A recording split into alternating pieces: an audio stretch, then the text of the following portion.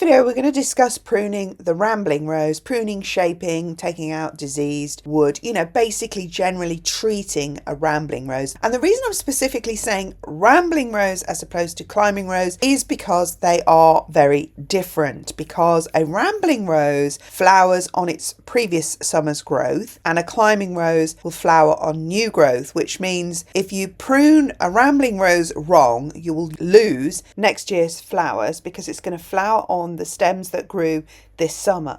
Whereas a climbing rose is going to flower on the stems that are going to start growing next spring and summer. So that's why I'm specifically talking about the rambling rose. And in this video, we're going to cover the equipment you need, why we're doing it now in November, December or early winter. Then we're going to discuss how to carry out the renovation work on your rambling rose, removing dead stems, etc. And then training the stems that we want to keep to flower in the way we want them to flower. And then we're obviously going to treat the ground underneath the rose as well to make sure the rose is going to have the nutrients it needs when it starts to grow in the spring, and to suppress any pathogens or diseases that might be in the soil beneath the rose. Now we'll just start by covering the equipment you're going to need. So you're going to need some pruning shears. Depending on the age of your rose, you might need a saw, like a small handheld saw, because obviously you might need to remove some old stems that are pretty tough. You're also going to need a ladder, depending on how tall your rambling rose is, of course.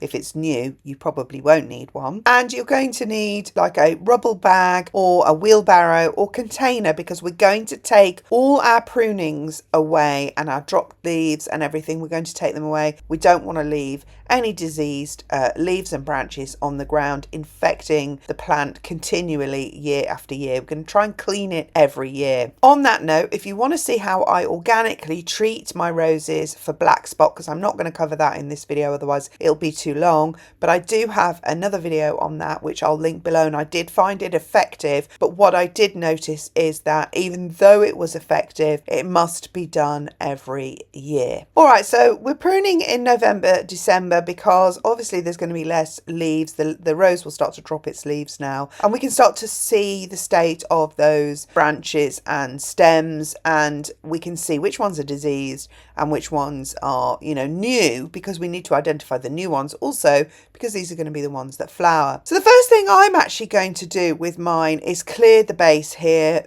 I've neglected this area where I had a table and chairs, and really what I should have done is maybe mulched and gravelled this area where the table and chairs was, because I wasn't really sitting down here, and I've got now a lot of brambles and everything all growing up around the base of the rose. And of course, you don't really want things growing around the base of your rose, because this obviously prevents the airflow wafting through. So we want to clear all the weeds, brambles, everything else around the base of our rose. And because a lot of this will include leaf drop from the rose itself, everything I remove from here is also going in my waste bag, and definitely not on my compost heap. Or, you can burn it also. Now, we're going to just jump to the mulch here for a minute, because the reason we mulch, and we mulch deeply around a rose, especially if your rose was diseased, or as I say over again, if you live in a humid area where these kind of black spot problems occur, the reason for the mulch is you prevent any disease. Well, you don't prevent it all, but the spores from any disease, such as black spot, etc., will have a much more difficult job sort of coming up, floating up in the humidity or heavy rain, and then bouncing onto your plant. So you can cover that, and you can just keep it at bay. It's like a shield, like a force field. But of course, we don't do that till the end. I'm just explaining that now while we're talking about what goes on at the base of the rose. But we obviously don't do that till the end, because when we're cutting, we're going to drop more debris yet, and we're going to have to clear up again. All right, let's move on to pruning. Now, if your rambling rose is quite new, the chances are you are not going to need to prune it for at least 2 to 3 years. It will take a while to grow up to, the height you want it to grow. And the last thing we want to do is we want to prevent it doing that. But what you'll be looking at if your rose is new is tying in those shoots into the shape that you want. So you'll be attaching them to your trellis if it's on a trellis, or an archway, or somehow fixing them to the wall if that's what you're growing it up. And you really don't want to mess with it too much in those first few years. It will still flower beautifully. It's usually when it starts to get a bit old and leggy, that's when you need to do some sort of shaping, pruning and renovation work. By this time, you'll probably likely start to have some dead stems and some diseased stems. The first thing you're going to look for is the dead wood, because that also is just creating congestion around the base of the rose. So cut out the dead wood. The dead wood probably is going to be quite thick, and that's when you might need your saw. But if you've got a good pair of pruners like I have just bought, then you can actually get through a pretty thick piece of wood. The other thing you need to look out is for diseased wood. And you'll know from when your climbing rambling rose was flowering in the summer whether it was diseased or not. And then you'll be able to look and you can compare to the healthy new green wood which is diseased and just cut that out. And that's pretty easy. Then you need to obviously dispose of all this waste into your waste bag because you're going to remove it entirely from your garden altogether. So now we've only got the good stems left. Well, whether it's a new or flowering stem or not, if it's an obstacle to you getting through your archway, then obviously you need to cut that back. You know, you don't want to be sort of catching your head on these big thick thorns when you're trying to access other parts of your garden or walking through an arch. So they are just going to have to go even if they're big. I tried to save this heavy branch here, and last year I tried to tie it up to the lattice and everything. It was just too heavy. It never worked. It's too late. If you're going to train the stems, you need to train them while they're new and whippy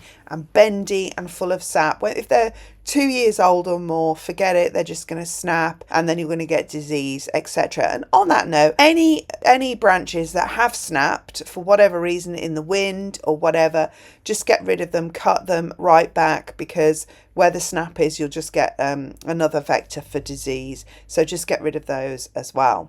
You might have to cut them back in sections if you're cutting a big branch that's literally gone through the rose and up the tree, because you don't, when you're pulling it through, you don't want it to pull other branches and snap everything. So one of the easiest ways to do that is to just chop it in sections, chop off the branches and everything so you can just pull it through without it catching other parts of the rose. So when you've got the whippy stems, now you know which ones are your whippy new stems, then you can start tying that into the shape that you want it to grow in. And once you've got those tied in, you can just use garden twine. You don't need anything fancy, but you don't want to tie it tight because you don't want to cut the stem or create any damage or scarring to the stem. Again, a vector for disease. So some people do like a loop, like a figure of 8, so that the stem has got room to grow. But I just tie it in loosely so that it's in roughly the right shape, but also so that the stem has room to grow and also move. Once you have it tied into the shape that you want, then you can start to think about cutting sort of branches off the main stem. You can start thinking about cutting them to the right shape. So as I said before, I want my roses more at eye level as I look down the garden rather than just randomly, sporadically through the rose. I will leave some through the tree, sorry. I will leave some stems going through the tree, but as I said earlier, I lost my bulk of flowers that way. So I'm going to train my whippy stems over my arch now, over my lattice. And then what I can do is I can cut the stems down to any node between 3 and 6 nodes from the main stem. So count up the nodes, 1, 2, 3, 4, 5, 6, depending on how big you want the bush. And you may want to vary it actually so that you create a varied natural effect, drift effect of the roses over the arch. And so you go through all that deciding, and you can step back also, get back, step back, see how it looks. And then obviously make sure that the main stems are tied in, and that's it. That's your job done. Your rose is renovated. You got rid of the dead. You got rid of the dying, diseased, and you've shaped the rose into the shape that you want. You've had more control over it, and you've retained the green and new shoots that are going to flower next year. Remember, a rambling rose will only flower once in a big cluster, and that's why we do the renovation, so that the roses are en masse and not kind of lost up the tree, as I explained, are sort of just dispersed all over on these straggly stems. You just lose that impact. One other job I need to do, I'm not going to do it in this video, but I do need to do, and you may need to do it depending on where you're growing your rambling rose, is I need to cut back this ivy and this tree, because this is blocking the light from the rose, and that is also forcing the rose to grow in a way I don't want it to grow, which is reaching out towards the sun, because these other plants are blocking it because they're overgrown. So just also bear that in mind. If you want the rose to grow in the right direction, you're going to have to make sure that nothing is blocking out the sun, because if it is, the rose will definitely reach towards the sun, and then you'll lose that shape again. Then, of course, I'm going to treat mine with my organic black spot treatment, which is just basically to sanitize it if I can.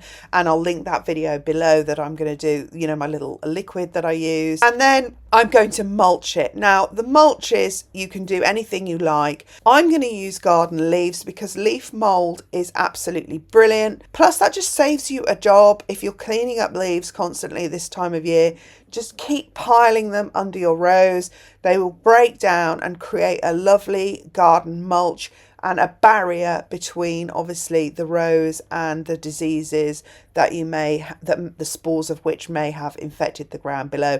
There's no guarantee, but obviously these are just maintenance plans. These are just, you know, keeping your rose as fit as you can. I will do a video on climbers and shrub roses as well, but I wanted to do the rambling one now because now is kind of a good time to do your rambling rose. And if you want to see a video on the benefits of using leaves and leaf mold compost for plants and your garden, then check out my other video, which I'm going to link below. So I'm going to have the two videos, the rose black spot and the garden mulch. And one final thing, if your rose is in good condition and you have cut back some hard stems that are actually not diseased and still alive, then you can actually propagate those stems as well. And I'll link my video on how to propagate roses below as well. All right, I hope this video helped. If it did, don't forget to subscribe and like and all that and comment. And yeah, I'll see you again in my next video, and we're going to do definitely more rose work.